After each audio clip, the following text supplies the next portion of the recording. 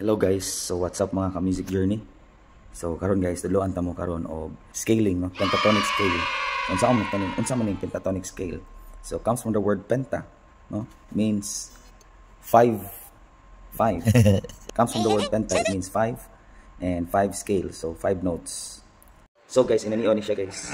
So for example, if key of C kay mao ning C, nasa 3rd fret, no? 3rd fret niya second 5th string. So kung ang C magamit kita pentatonic scale nga katong easy version lang. So pakita ko tong C diri. So mao ni ang C, no. So gikan diri kasi mag half step lang ta backward og 3 half steps. 1 2 3. So mao ni siya ang pentatonic scale.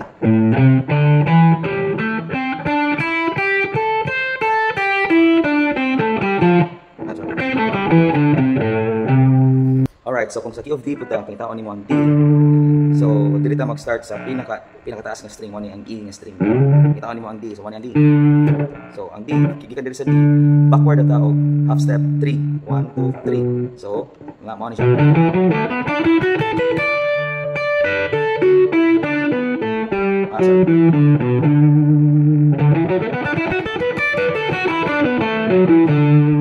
Kanta mag-example no mo ni.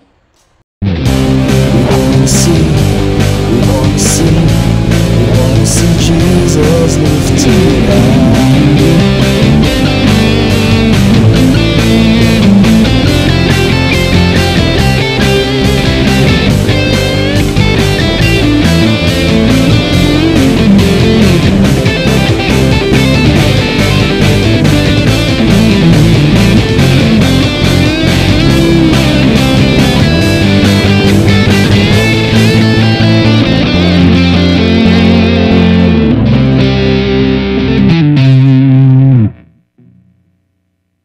So guys, mao to siya, and don't forget to follow and subscribe or follow my Facebook page and YouTube channel so for more music journey and tutorials guys.